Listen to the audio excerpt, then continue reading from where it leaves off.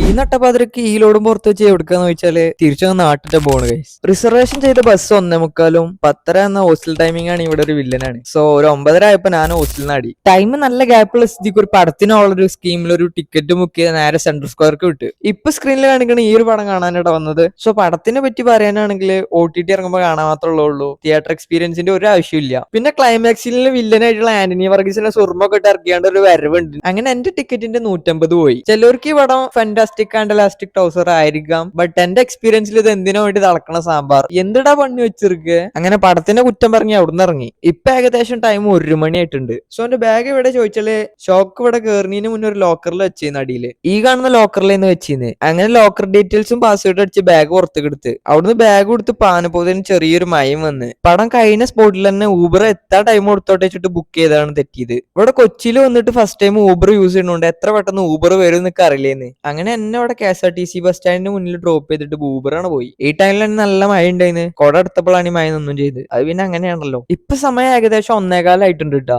ഈ മലര് KSRTC ചാമ്പ് ചെയ്തോണ്ട് ഇവിടെ എത്ര നേരം നിന്നറിയോ? 1:45 ബസ് 3:30 വരുന്ന കൈസ്. പക്ഷെ കണ്ടക്ടർ ഭയങ്കര നൈസ് ചെയ്യുന്നുട്ടാ. അങ്ങനെ ഏകദേശം രാവിലെ 8 മണിയായപ്പോ നാട്ടിലെത്തി. കോട്ടക്കൊന്ന് ഒരു ഓട്ടോയും വിളിച്ച് നേരെ വീട്ടിൽ കിട്ട്. അപ്പൊ ഓക്കെ ബൈ.